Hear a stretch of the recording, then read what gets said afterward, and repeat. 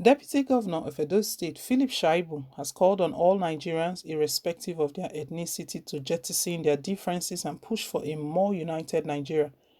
Shaibu made the remarks yesterday in his goodwill message to the Muslim faithful on the occasion of the Eid Kabir celebration in Benin City, Edo State, stressing the need for sacrifice, which he noted was the reason for the celebration. He said, Eid Kabir is a trumpet that summons us together, not call to bear arms or summon to battle each other, but a call to national and individual sacrifices.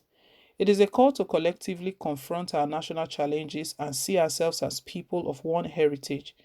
The significance of Eid Kabir should not end with the festivities but should be seen as an opportunity to employ the common futures that unite us. He stressed that as Muslims celebrate, they should ensure that they do not replace the tie of peaceful coexistence and human freedom with ethnic hatred.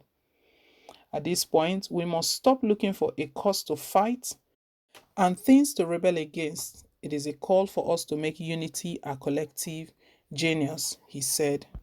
Meanwhile, the Muslim community in the state yesterday backed the return of looted artifacts to the Oba of Benin, Oba Eware II, noting the artifacts were the cultural heritage of the Benin Kingdom and pledged support for Benin monarch at all times. Chief Imam of Benin, Alhaji Abdul Fatai Enabulele, who visited the Oba's palace with Muslim faithfuls as part of activities to mark Eid Kabir, said the Muslims were behind the Oba in the repatriation of stolen artifacts from Europe. He added that the Oba of Benin remained the chief custodian of the culture and tradition of the Benin Kingdom and the stolen artifacts wherever they are in the world. Muslims in Edo will support the Oba however he wants it, and as such, all the artifacts should be returned to the Oba's palace, he added. Responding, Oba Eware II thanked the Muslim faithful for the visit and charged them to continue to pray for peace and development in the state. Philip Shaibu is telling the Muslims, even as they celebrate the Eid, stressing the need for sacrifice, which he believes is the reason for the celebration. That Eid is a triumph, is a trumpet, it's a call, it's a trumpet that summons us together, not just Muslims, summons everyone together to live in harmony, to live in peace. We know these are trying times for the country with regards to the insecurity, current insecurity, and it looks like it's the north against the other parts of the country. So far, every proposal that the southern governors have put before President Muhammad Buhari's administration and the north, we've seen that they've kicked against it. After southern governors met, we saw that the Nigerian Governors Forum, they attacked southern governors that why have they done this? Why have they decided to meet? That they would have met as a whole team as the Nigerian Governors Forum. But even at that, even at them complaining or making those concerns, all the things that these southern governors have raised, have put on the table, one of them, which is the ban on open grazing. How many of them have they accepted? They've not accepted anyone.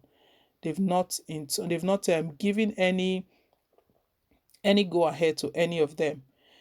Southern governors, they've put it out there that come 1st September, the promulgation of open ban grazing will take place. Not only that, southern governors demanded that 2023 presidency should come from the south, but that did not sit well with them at all. Well, the reasons for the agitations we know as well is as a result of all of this marginalization by the North. President Muhammad Buhari's appointments, they are lopsided. His appointments, they are filled with northerners, top positions. If you look around the top positions, he tries to appeal to Nigerians to make Nigerians feel that his cabinet has got a mixture. But let's tell ourselves the truth.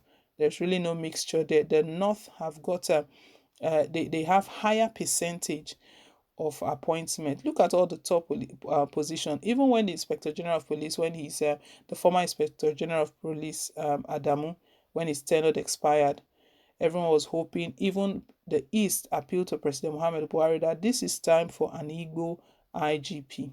Let there be an Igbo IGP. But guess what? To the shock and to the amazement of everyone, he replaced the Inspector General of Police with another northerner. Northerner.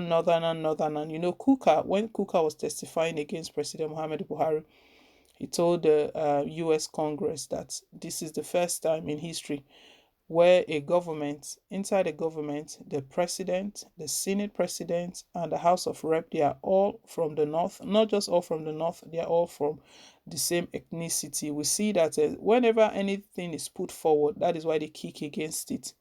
Well, Philip Shaibu believes that we can coexist, we can live together, that we can uh, we can work together. You know, there was one report that came out. Philip Shaibu was stating from that meeting, Southern governors heard, because Philip Shaibu represented Governor Godwin Obaseki, who couldn't attend the meeting.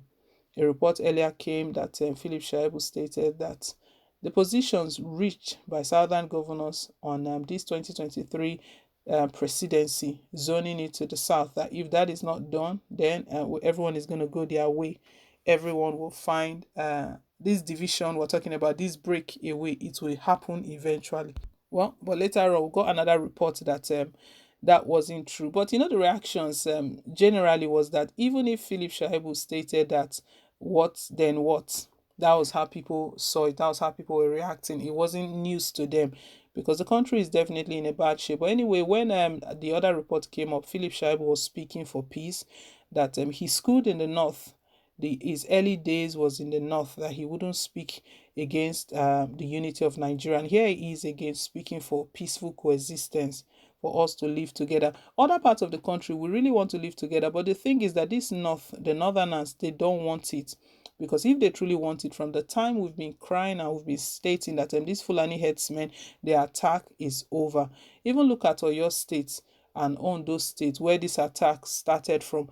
After the ban, after the evacuation notice on Fulani headsmen, did they leave totally? They did not leave totally.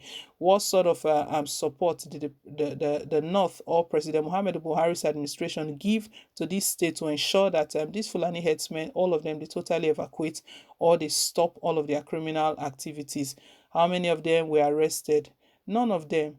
So if you look at it, it's even the other parts of the country who are working really hard to see that we coexist, we live in harmony. But the North, they don't understand that language. They don't want it that way. Well, Philip Shaibu is still believing, is trusting in spite of the agitations, and we know things are really it's on the fast lane right now with the arrest of these two leaders, Nnamdi Kanu and Sunday Igboho. It's still pushing on. It's going on forward ever. But in the midst of all, Philip Shaibu still believes that we can coexist, we can live together, and that is what he's preaching during this period, this festive period of Muslims celebrating the Eid. That it's a time for us to live together. It is a time for us to work together. But Nigerians are saying no more, no more, no more. Let everybody go their way. Well, guys, let's hear your thoughts on what Philip Shaibu has just put out there, that we should shun divisive tendencies and embrace peace. Let's hear your thoughts down below. Thank you once again for staying tuned. Please don't forget to like, share, and to subscribe. Till I come your way again with more updates. Bye.